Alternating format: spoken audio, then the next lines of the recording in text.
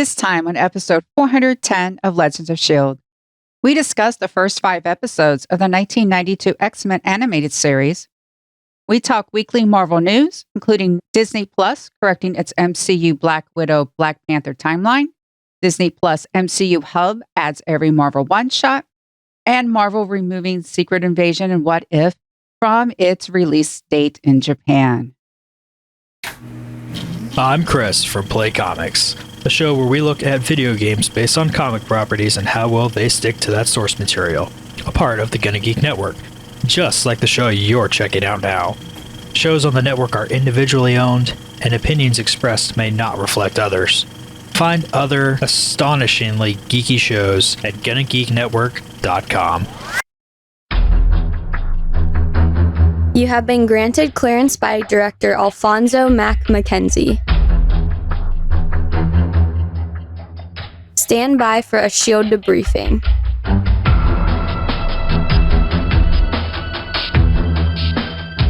All information to be discussed here is classified and may only be discussed among agents granted clearance by the S.H.I.E.L.D. Director. Now it's time for your scheduled debriefing. I'm Agent Michelle. I'm Agent Chris. And I'm producer of the show, Director SP.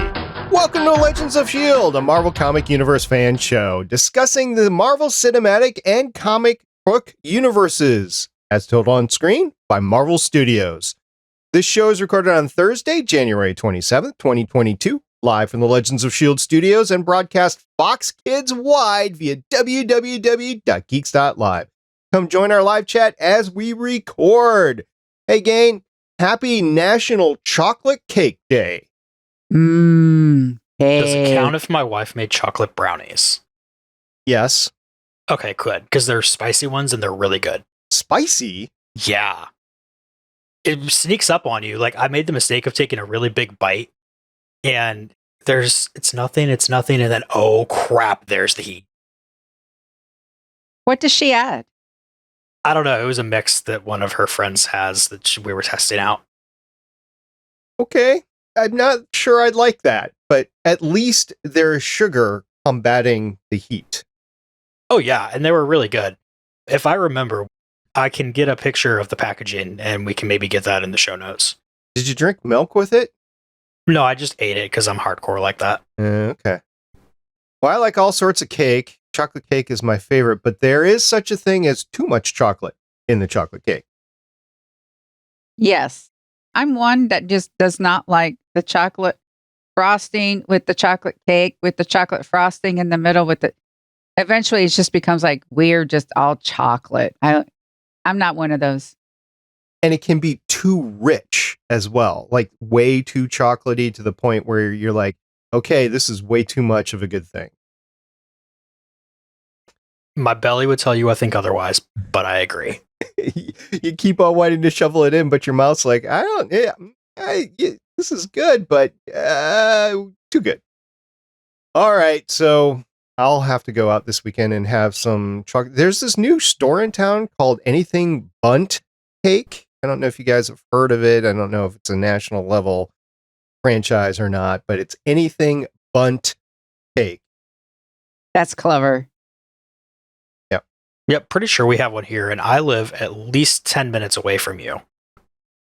At least 10 hours away from me, I think. Maybe even 20, but we'll go for at least 10. All right, enough talk about chocolate cake. Let's talk about the chocolate cake for Legends of S.H.I.E.L.D. because we love talking about Marvel. Because of bad Cajun accents, mon petit. If you want to talk to us about bad Cajun accents, you can talk to us on our website, legendsofshield.com. You could share your bad Cajun accent on our voicemail, 844-THE-BUS-1. That's 844-843-2871. If you're really brave, you can make a video with your bad Cajun accent and have a bad Cajun accent costume to go with it and show us on Twitter. Tag us over at Legends of S.H.I.E.L.D. You can find us on YouTube, youtube.com/GonnaGeek. And if you want to get some tips on how bad your bad Cajun accent is, go over to our Discord server at GonnaGeek.com/Discord. And remember, Legends of S.H.I.E.L.D. is a proud member of the GonnaGeek.com network. This is something that has been years in the making, to be honest with you. Everybody that I podcasted with on Legends of S.H.I.E.L.D. wanted to talk at one point or another about X-Men, the animated series. We're going to do that today, but we didn't do it without me reaching out to former agent of the show, Haley, who said this is what made her a Marvel fan. And she's very sorry she can't join us because she's studying to do some professional certificates. Otherwise, she'd be here. And she is looking forward to having an excuse to watch a few episodes of X-Men, the animated series, with us. So with that said, let's just get right into it.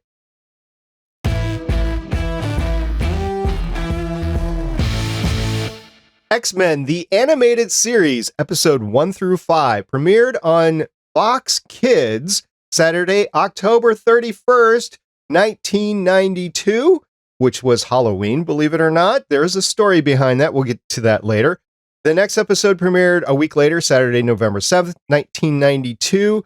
The following episode, episode 3, premiered Friday, November 27th, 1992. And then we didn't get episodes 4 and 5 until January. So Saturday, January 23rd, 1993, and Saturday, January 30th, 1993. The episodes were titled Night of the Sentinels Part 1, Night of the Sentinels Part 2, Enter Magneto, Deadly Reunions, and Captive Hearts.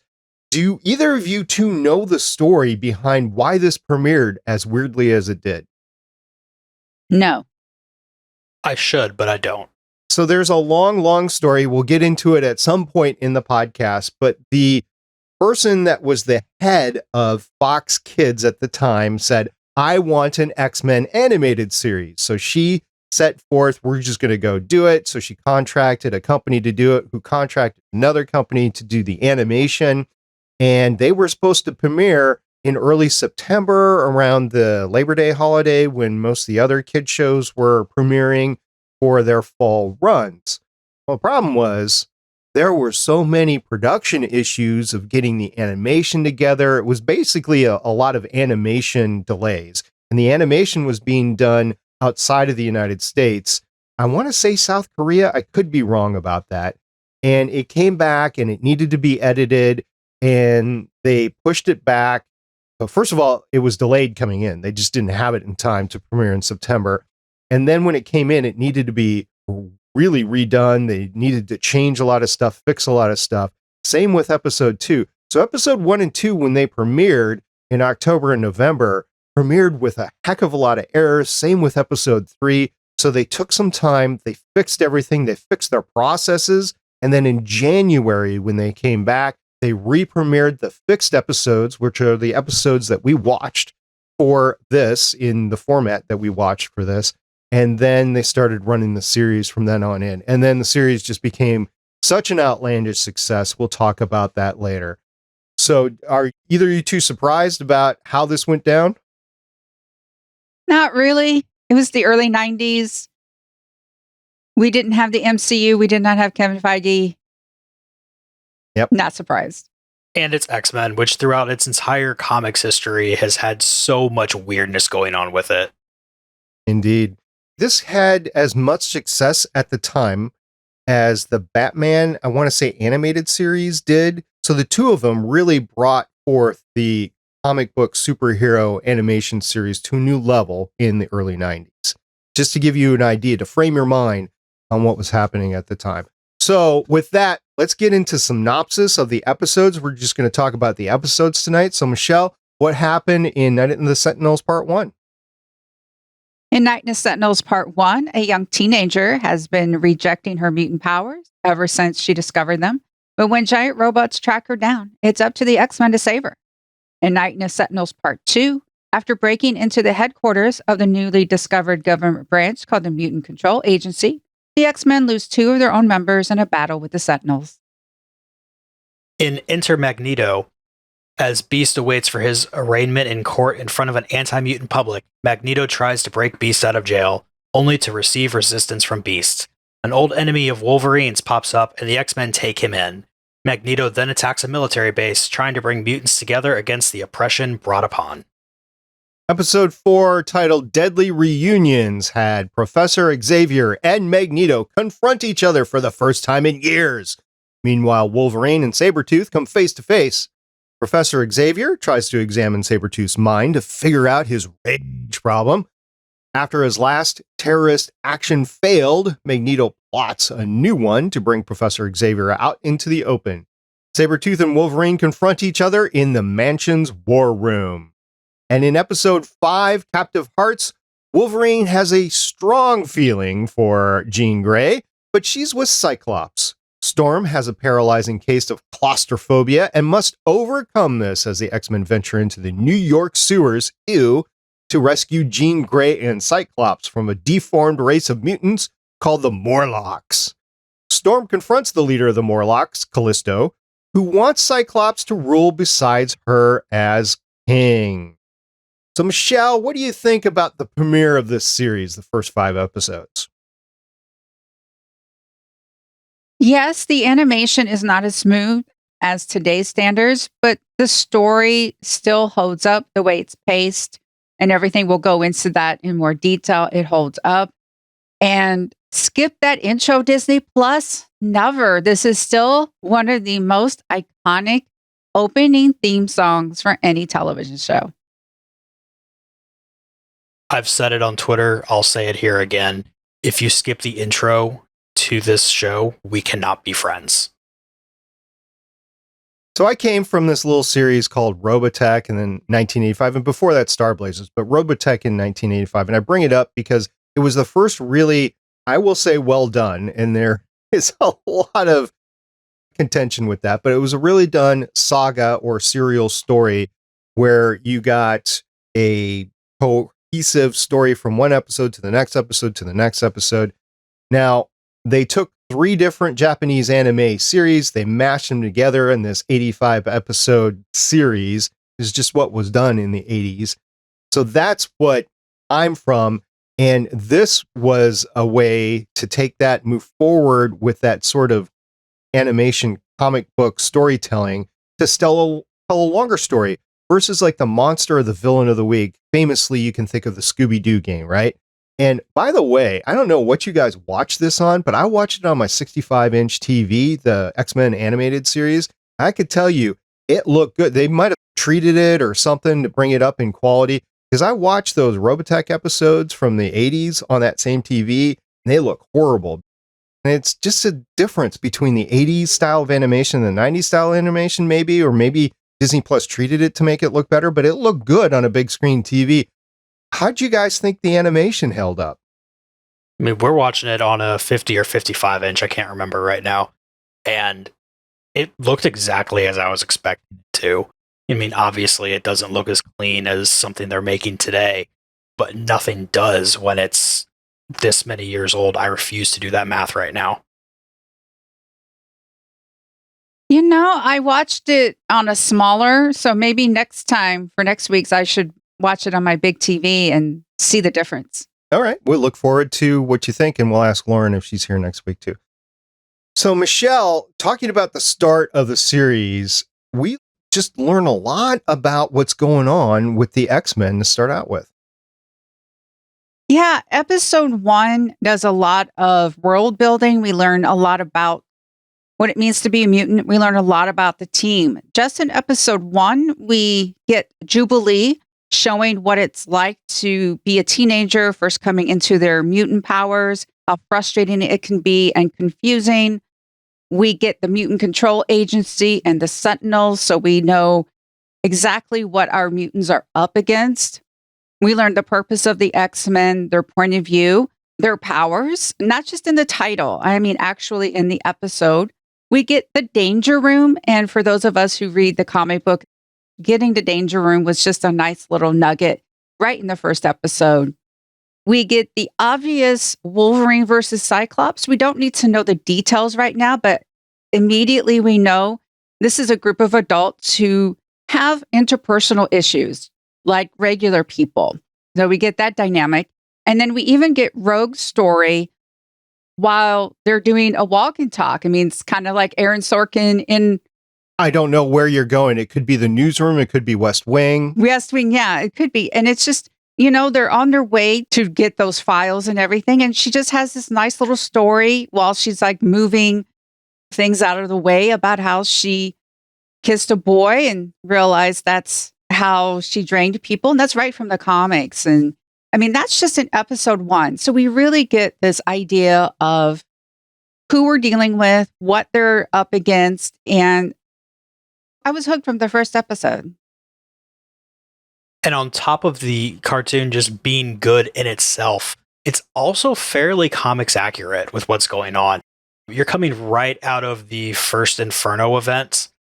Right after Inferno ends, you have a couple one-shots where the girls on the team go to the mall, the boys on the team go out to the bar. So, I mean, you've got a little bit of mix-up there because Gambit went to the mall with Rogue and Storm. But outside of that, they go to the mall, they find Jubilee there, and Jubilee hops back into their portal in the comics and follows them back to Australia.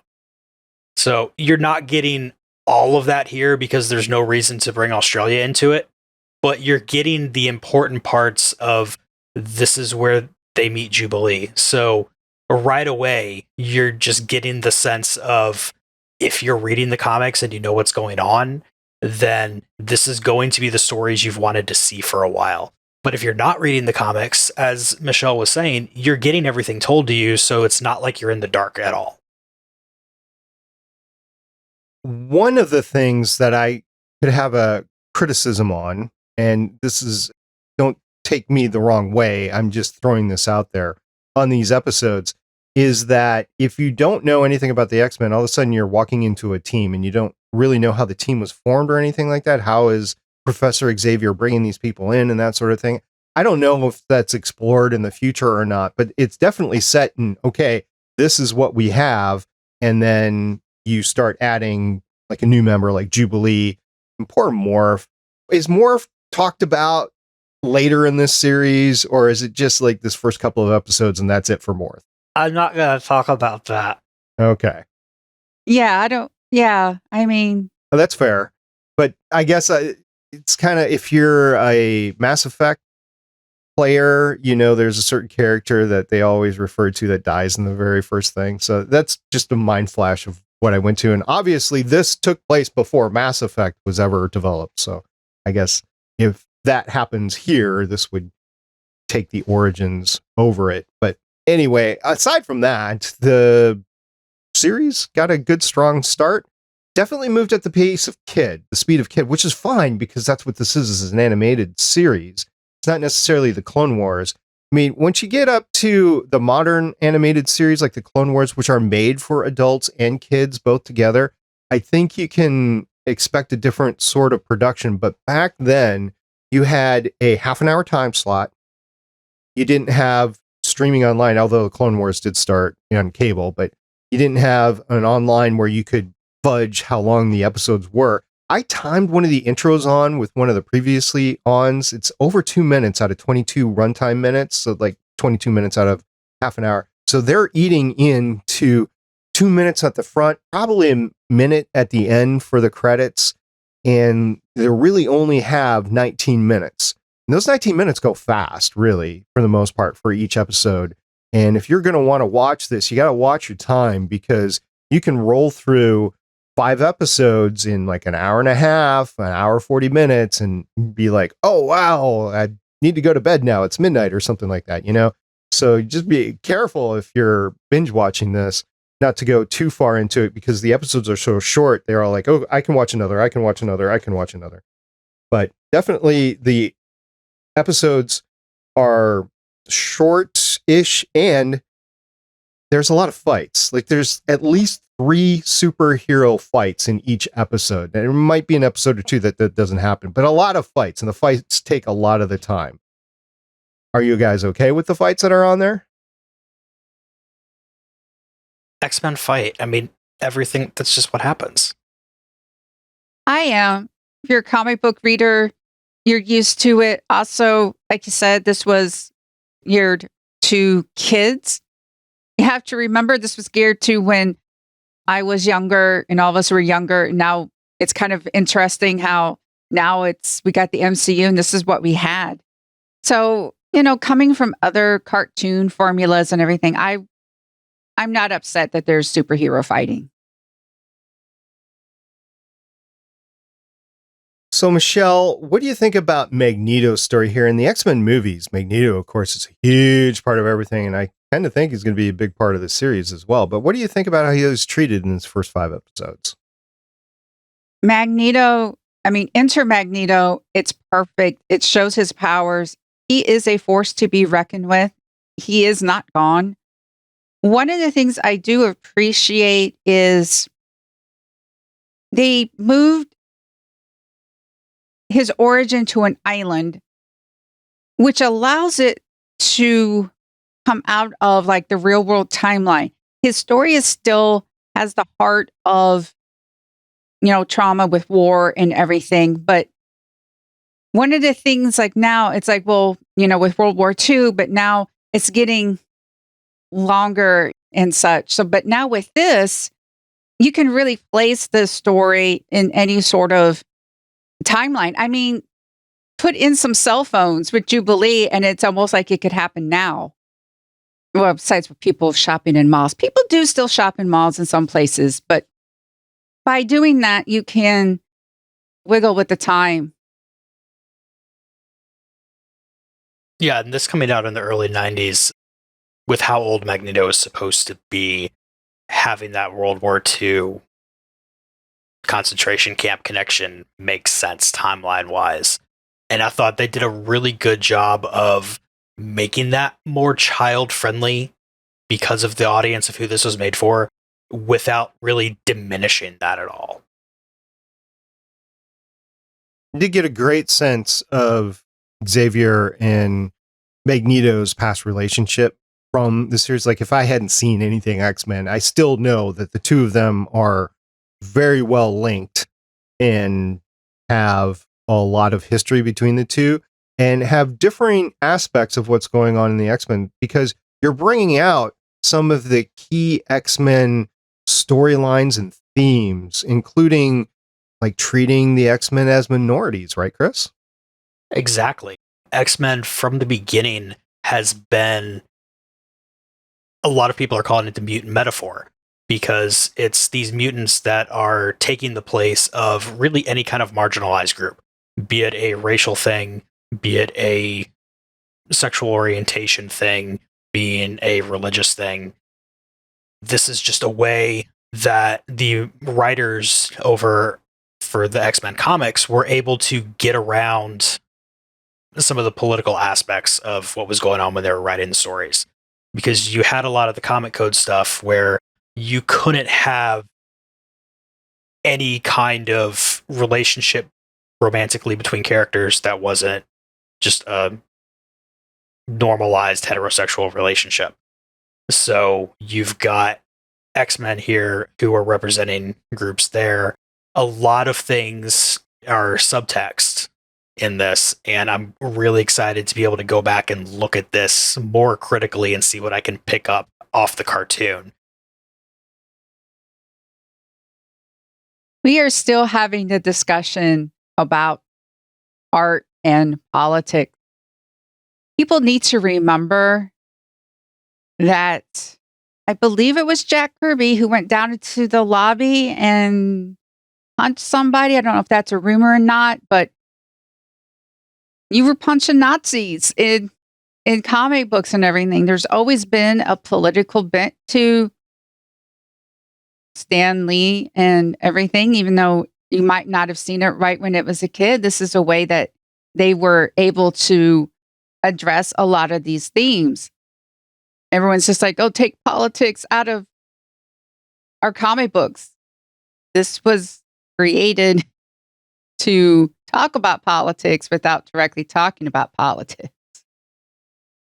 And if anyone wants to jump on that on a real deep dive, come find me on Twitter at PlayComicsCast.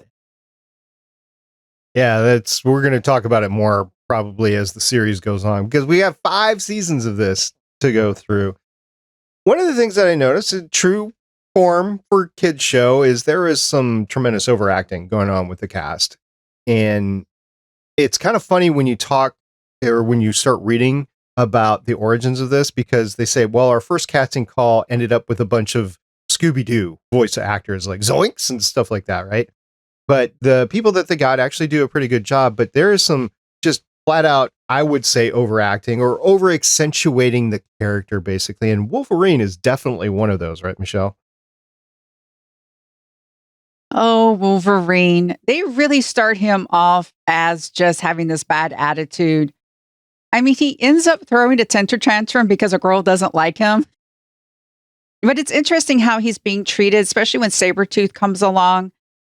Part of me is just like, use your words, Wolverine. Just say, I don't like him because he was a traitor. He betrayed me. He is just saying, I don't like him. Xavier talked a little bit more about the relationship between him and Magneto, but Wolverine just didn't use, I think, enough of his words in that case. What's interesting is just like, take a drink, eat some chocolate every time he says, I go where I want to go. Yeah. Don't take a drink every time, you'll get alcohol poisoning. Or some very weak alcohol, that's for sure. And he makes Cyclops' car into a convertible. And then the very next scene is like Cyclops going to this bar with Logan that's playing pool with some people, whatever. And you look at the cars outside and the car's fixed. So things get fixed pretty quick around the X-Men mansion. Chris, what do you think about Wolverine in his totality here? I've never been a huge Wolverine fan. Like, I mean, I like the guy, but I think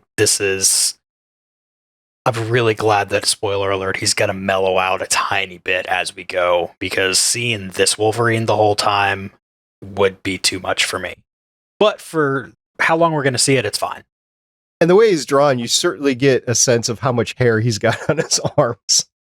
How does he fit that hair inside his mask? No, I don't know. Also, with Rogue, by the way, entirely almost different set of powers. Yeah, her core power is that she can take strength from other people, and that's very similar. But she can fly. She's pretty strong on her own right, and wow. I'm liking this version of Rogue. It's probably not comic book accurate, but maybe it is. I don't know. No, it's pretty comic book accurate. Oh yeah, it's accurate. So she can fly and just didn't fly in the X-Men movies. Yeah, they did not do her comic book origin in the movies. You will find out why she can fly later on. Well, I like her draw, like her southern drawl and everything. I like it. I guess that's accurate in the movies too. You know, in 1992, we didn't have all the X-Men movies that we do today, right? To pull on. So that's what my experience is mostly. I didn't really watch a lot of this at that time period, that I just didn't watch a lot of TV that early to mid 90s. I'm getting a lot. I have seen this before, but I'm getting a lot of it at the first time right now, I think. Also, let's talk a little bit about Beast. Beast, he's also overcharacterized too, with all his cerebral talk and whatever he's doing. And I think, for kids, I think this is okay, going extremes on the characters to really pulling out what they are. Some of the kids that are watching this are probably down like 5-6 years old. I'm starting to think that the theme of this series of episodes is going to be SP thinks that something is really overdone, and Chris and Michelle and Lauren pop in and say, no, that's pretty comics accurate.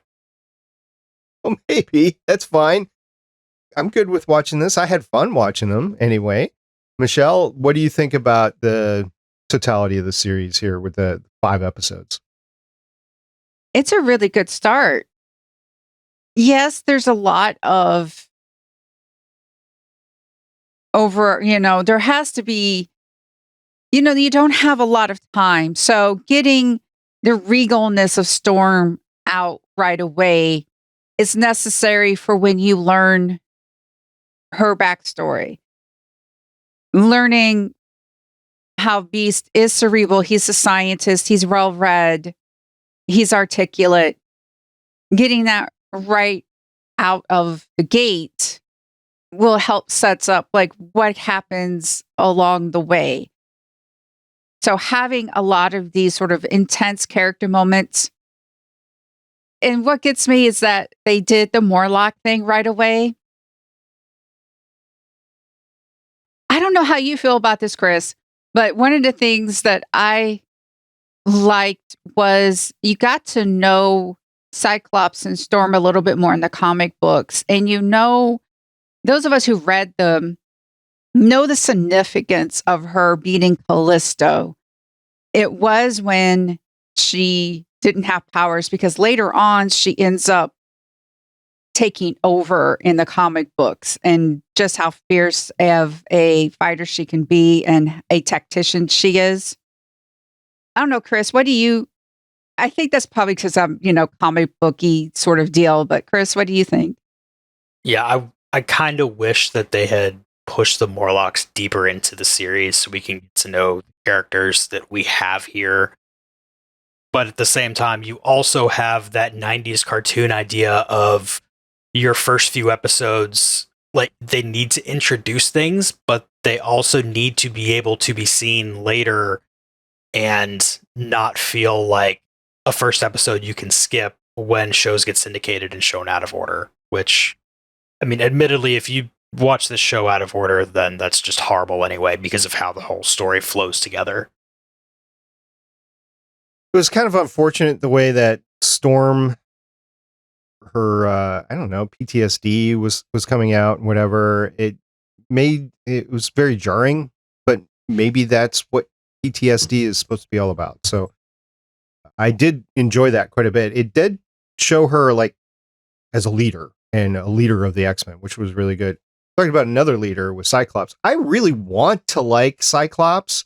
I mean, I do, but I just can't. Like, I order you. You have to do it this way because it is the way that it should be, sort of thing. And like, I guess I'm not going to like Cyclops.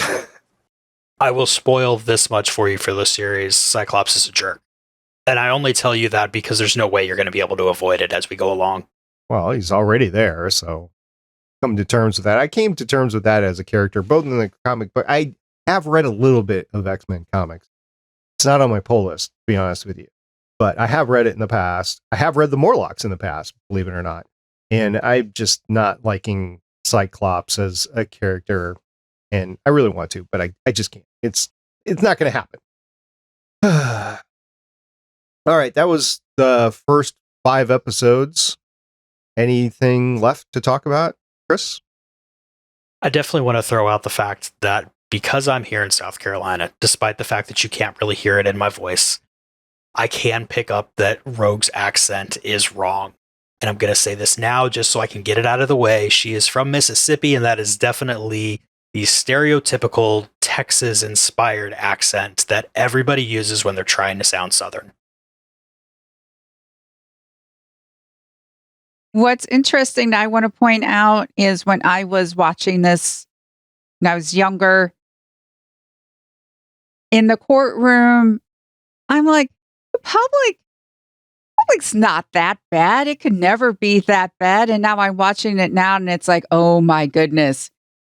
The court scene when they're throwing the tomato and then you see footage of school parents at school board meetings or something else. And it's just like, this was supposed to be a warning, not a playbook. Yeah. When reality starts mimicking comic book series from 30 years ago, you gotta scratch your heads quite a bit. Also, the X-Men destroy an awful lot of property. There's no way around it. There is destruction left, right, and backward. The Sentinels destroy a lot more property. Okay. They rip open a house. They walk through a mall.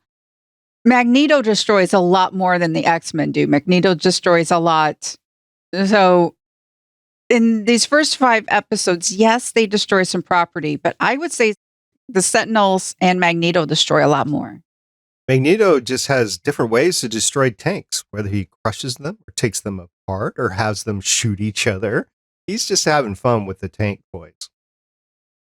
It's the power of 1960s Marvel magnetism. Do whatever you need it to. As Haley used to say on the show, because of magnets. All right. Are we done talking about the first 5 episodes? I'm good. We saw Deadpool. I did not. I looked away. Where was Deadpool? All right. So as Morph is turning into a lot of people, then one of the people he turns into is Deadpool. Also, as they're doing the kind of flash through a bunch of here's other mutants that are doing things, but you don't hear anybody's voice, you see Deadpool's face. I see. Deadpool was in this. All right. Well, that was the first 5 episodes. We're going to keep going on next week with the next 4 episodes because that's the next arc. I'm not sure what the arc is. Lauren said 4 episodes is the next arc. So I said, okay, we're doing 4 episodes next time for the next arc. So if you have anything to tell us about the first 5 episodes, the origin or premiere of X-Men, or the next 4 episodes, please get a hold of us. You can tweet us at Legends of S.H.I.E.L.D. You can call us on our voicemail 844-the-bus-1 or 844-843-2871. Or you can go ahead and leave it on our Discord channel at gonnageek.com/Discord. All right, with that, we're going to get into some news, which is really exciting this week.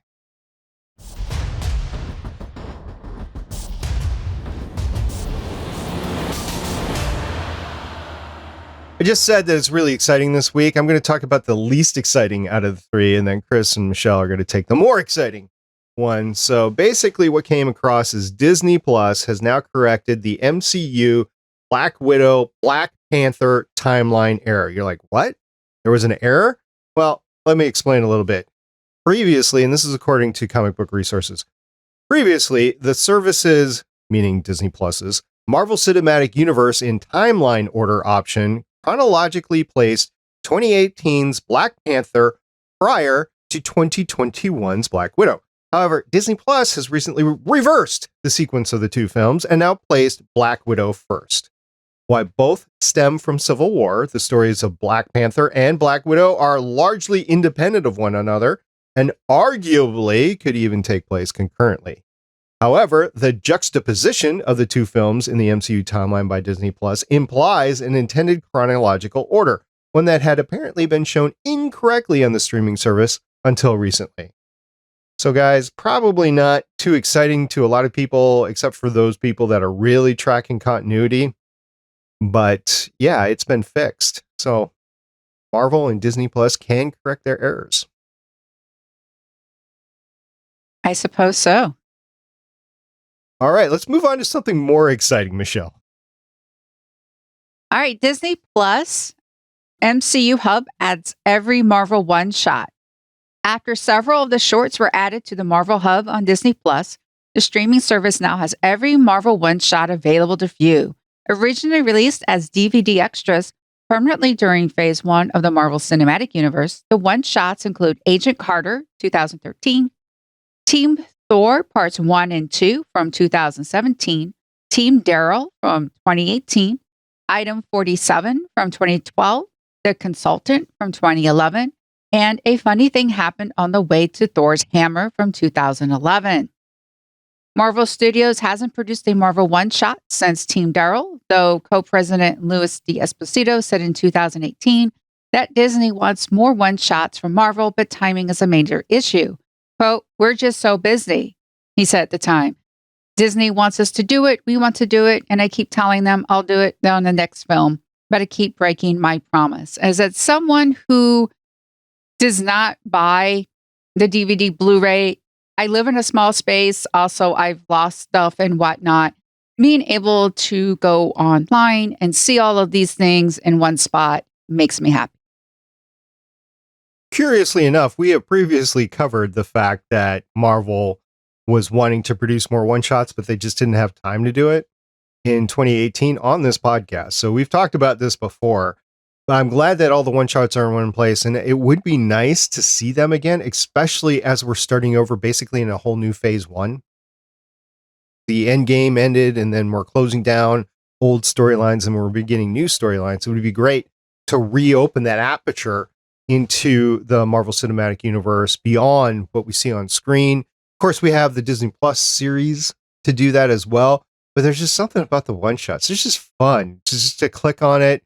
One drops every once in a while. There's just a short 3 to 5 minutes or longer, maybe, and they present the actual characters in a slightly different light and a funny light in most cases. I just enjoy it. Chris, you haven't had a chance to talk about the one-shots at all in this podcast. What do you think? I know that we at least talked about it as a news thing, that the Sharon Carter one was gone before. But I really need to go back and watch them. It's been way too long. I never owned these on DVD, so I always had to rely on being able to grab the disc from somebody else. And I just couldn't do that consistently and not nearly as much as I wanted to. So being able to go back and actually watch these is going to be really nice. I don't know if it's necessarily my favorite or not, but the one that sticks out to me the most is a funny thing that happened on the way to Thor's Hammer in 2011. That was with Clark Gregg as he was in a convenience store and he was just stopping a crime. And it was incredible, the physical feats that he was doing in there. Of course, it was stunt double for the most part, but it shed Agent Coulson in such a different light. It was awesome seeing that. So that's the one that sticks out to me the most. Maybe not my favorite. I haven't seen all of them recently. I have seen the Sharon Carter one because I was curious about it. I think I talked about it when we talked about it on the podcast before I broke out my DVD and I actually watched it. And it does, potential continuity errors with the Agent Carter TV show in there and stuff like that. But aside from, it's just more Haley Atwell. The world needs more Haley Atwell.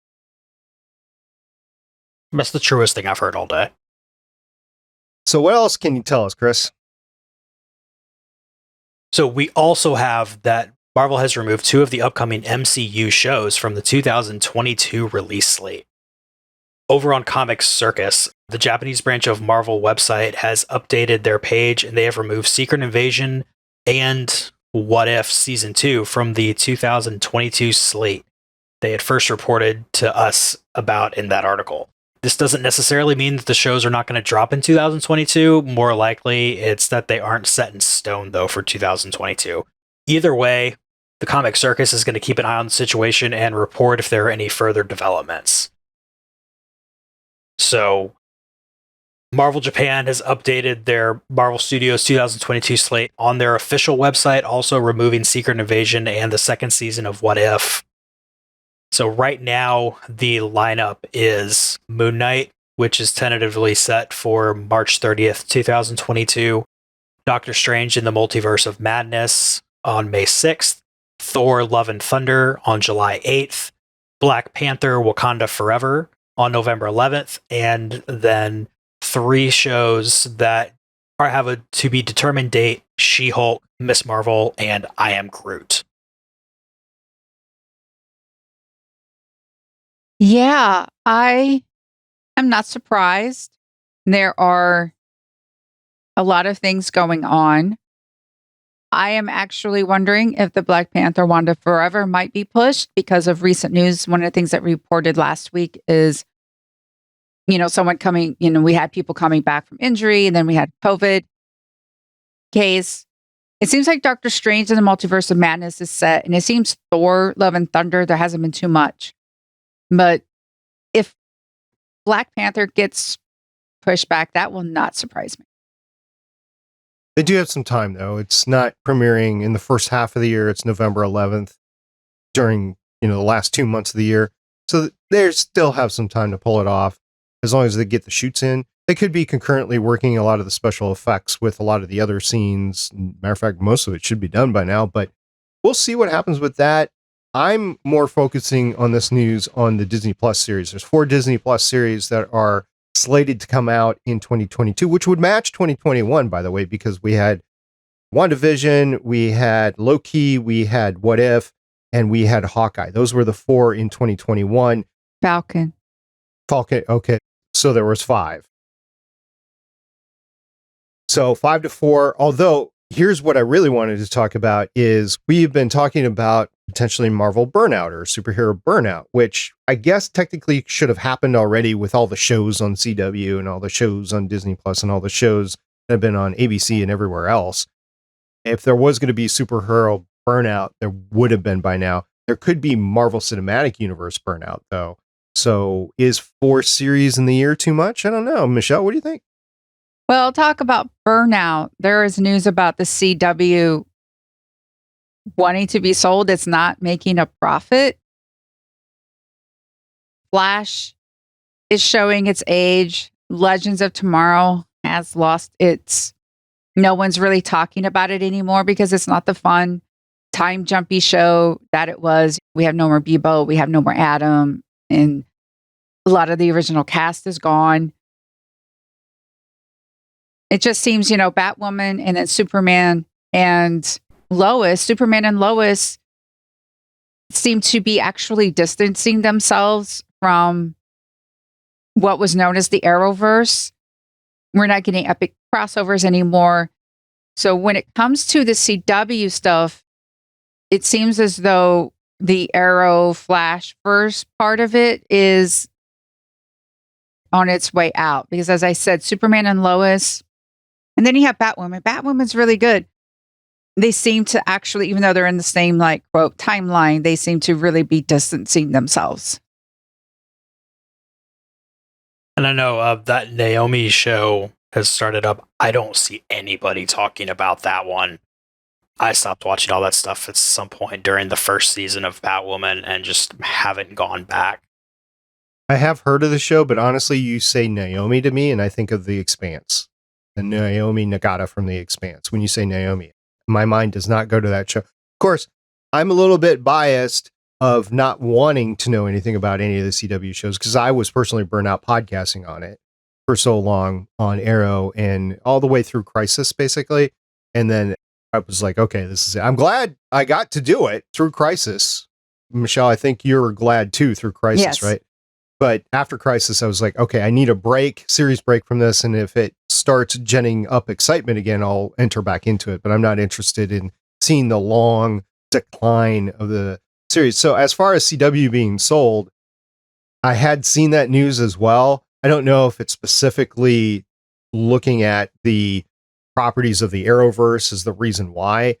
I think they were always designed to be low budget TV shows to begin with, about $2 million an episode. I think I once heard from Nightwing, who started the Starling Tribune, the podcast that Michelle and I ended up doing. And that obviously would have increased due to inflation, but still, that's not a lot when you're talking about all the effects that needs to be done in a superhero show. And that's why you get all the tricks of shooting in dark alleys and stuff like that. And first of all, dark alleys are the place where a lot of mischief occurs anyway, but also it's a way to keep costs down of shooting because you don't have to worry about lighting as much. You just provide the lighting versus the lighting, and you can do it on a sound set versus doing it on location. Or maybe on location is cheap. I don't know. But I do know that CW was going to have a hard business model to go after, especially since they flipped over to the CW app, trying to get more and more views from the app.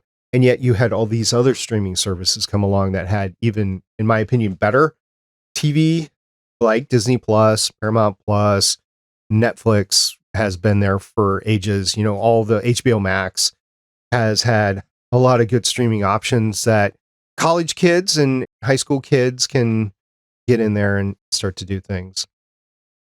That's just my opinion. As far as burnout on Marvel, I'm not burned out on Marvel. I'm not nearly burnt out on Marvel. I'm worried about the general public being burnt out on a lot of Marvel. And I've heard some unfortunate news along those lines with Batman.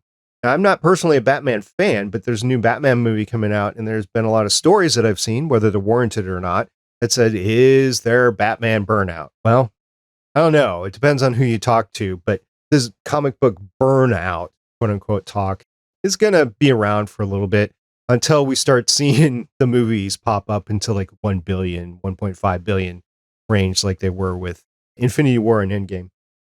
I guess Spider-Man did pretty good, but we haven't talked about that because it's not streaming. Anyway, it was interesting to see this news. It was interesting to see the way it broke, basically in Japan versus here in the United States. I think they didn't want to shake any investors or anything like that. Disney Plus didn't want to do that. But I don't think it's necessarily bad news. So you go from 5 series to 4 series. Okay, that's still a good amount of TV that you're showing. And plus, if you're Disney Plus, you still have all the Star Wars stuff on there too. So it really doesn't make a difference. I mean, if you're talking about geek genre shows, I think Disney Plus has it covered, and they can go bang, bang, bang, go back and forth between Star Wars and Marvel and everything else that they have. And I think 4 Marvel shows is enough. I'm trying to remember the most amount of Netflix Marvel shows that we got in a year. It was at least 3, maybe 4. I don't remember precisely. I'd have to go back and look. And I would argue and say that there was Netflix Marvel burnout over there, whether it was because the writing declined or whether it was because people were thinking it was too much because it wasn't connected with the actual screen properties or whatever. But I don't think there's any thought of disconnection between the Marvel series on Disney Plus and the MCU. So I don't think that's an issue. I also think with Netflix, they had that mandatory 13 episodes. I know some of them ended up being 10. With Disney Plus, I feel like they're giving the creators the license. I mean, we're getting 6 episodes with Moon Knight. That's a lot shorter than a 13 episode. Also, with Netflix, they were always a minimum 45 minutes to an hour. On Disney Plus, some of the episodes have been 25 minutes. Some of them have been an hour. I think that flexibility might help prevent the fatigue. And you really can't discount the fact that Netflix was dropping the entire season at once. So if you wanted to make sure that you weren't going to get spoiled for anything, you had to hurry up and watch the entire season, or else you pretty much couldn't go online for a while. Yeah, an interesting conversation last night about binge watching versus weekly watching. And just it comes down to some people's preference. But I do think that there's a certain water cooler quality that comes out when you're releasing weekly, even if it's on a streaming service, that you're releasing weekly versus not. Because I'm kind of liking watching Boba Fett every week and, waiting for other people to watch it so we can just talk about it over the weekend and everything, and in preparation for next week. One thing I do miss is the live tweets when the episodes premiere or when they're showing. I do recognize the fact that in the United States of America, you were talking live tweets on the East Coast and then live tweets on the West Coast. So if you lived on the West Coast, if you were on Twitter, you'd be spoiled about what happened during the episodes if you didn't have blocks on keywords and stuff like that, or you just were on the property for those 2 hours. So I do realize that. Unfortunately, most streaming services drop these episodes in the middle of the night or early in the morning, sometime between midnight and 3 a.m. or something like that on the East Coast. And that makes it difficult to have a live tweet when you're watching to get the traction, because not a lot of people are on Twitter in the middle of the night on the East Coast, sort of thing.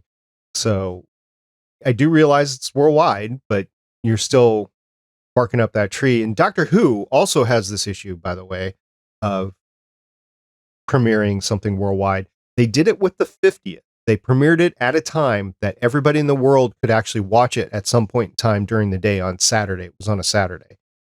And so BBC America aired it at the same time that BBC aired it over on the UK. So it's just interesting things that come about that. Anyway, talked a lot about this. If our listener has anything to say about maybe too many Marvel series or which series you're looking forward to the most, Moon Knight, She-Hulk, Ms. Marvel, or I Am Groot, I think I know which one Michelle is looking forward to most. I'm gonna say it. You can say I'm right or wrong. I Am Groot.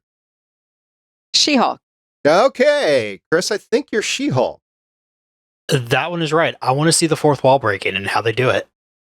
I'm looking forward to She-Hulk as well. Of course, Ms. Marvel's. I've read the comics for a while. I'm up for that one too. So yeah, I guess Moon Knight, it'll be interesting, but I just don't have the background to say, ooh, this is really something I'm looking forward to. So yeah, I'd have to go She-Hulk. So we're all 3 for She-Hulk. Although Moon Knight does have a really, really cool Peach Momoko cover that's going to be coming out a couple weeks before the show starts. So because I really like her art, I'm going to end up getting that comic. And then because it's in my house, I'm going to read it. And I'll probably be excited for Moon Knight after I read that. talking about covers, I just got myself a new to me 2018 11-inch iPad Pro. I will say, Comixology looks a lot better on that thing than it does on an iPad mini. So I will be able to read more digital comics. I'll still get physical copies of the stuff that I really want, but this is going to enable me to read through them in times that I'm not home and I just don't have the comics next to me. So yeah, I'm looking forward to stuff like that. But there's nothing that beats that physical copy of the cover, you're talking about. Mm-hmm. And saying, yeah, I got this cover. Yeah. And it's in a bag with a board behind it. Or on your wall or something like that. That's going to be the Gwenverse series for me. All right. Well, if we wanted to go out to our local comic book store, Michelle, how would we do it? I think we need to take Cyclops' new quote unquote convertible out for a drive.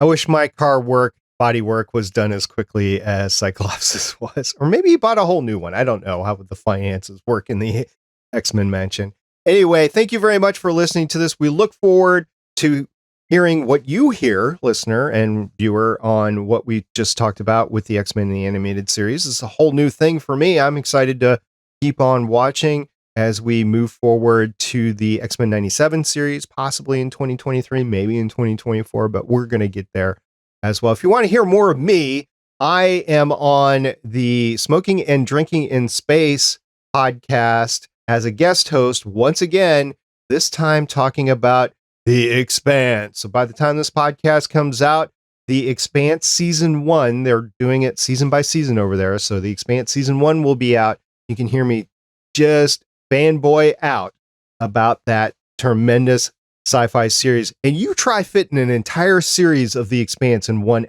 episode of a podcast. It's tough. Stuff fell off the table, but we're having a great time talking about it. So you can catch that over on the Creative Brain Candy Podcast Cooperative at creativebraincandy.com. I would like to thank everyone for, of course, listening to us, downloading us, and interacting with us. You can also find me on Twitter at @Shell_game. I am also on the Nerds with Dice channel, Tuesday nights, 8 p.m. Eastern, on our Riffs Ballad of Fates show.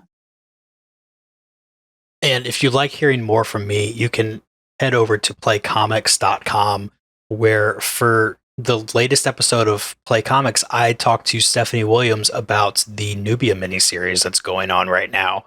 And as of when we're recording this on Thursday, I have no idea what the next episode is going to be coming out on Sunday. I've got a few to choose from. Might be hearing me talk to Taylor Esposito, because that's been recorded for way too long. Just want to point out that you were talking about Nubia as I was holding a copy of Nubia in my hand. I pressed play on your podcast. I'm holding a copy of Nubia. I had no idea what I was listening to. I just knew it was the next episode of Play Comics. I was like, no way. This is the person behind this. This is awesome. Chris, I don't have a concept of how you're able to score such high talent for your show. Do you want to know the secret? Yes, of course I want to know your secret. I ask nicely. I see. That's it. Well, anyway, it was a great episode. Congratulations. It was fun to listen to. So, listener, if you have anything you want to talk to us about, once again, our voicemail is 844-THE-BUS-1 or 844-843-2871. We also have a Discord server at GonnaGeek.com/Discord, and you can find us on Twitter at Legends of S.H.I.E.L.D. So, until next time, I'm Director SP. I'm Agent Michelle. And I'm Agent Chris. Bye. See everybody next time. Bye. Bye. Chris, I like how your head is in between Wolverine and Cyclops. Yeah, that's why I went with this one, because the other ones I was looking at didn't really work out too well with where my head was. Thank you for listening. If you want to leave us feedback, go to GonnaGeek.com and you will find all our contact information and other shows. You can also visit legendsofshield.com, where you'll find our complete archive of podcasts. The music heard on this podcast is by Kevin MacLeod, found at incompetech.com, and also artists on pond5.com and audiojungle.net. The opinions heard on this podcast are those of the individual hosts and do not represent Stargate Pioneer Productions, Legends of S.H.I.E.L.D., or Gonna Geek. Agents of S.H.I.E.L.D. is the property of the Disney Corporation, Marvel Studios, and ABC. No infringement is intended.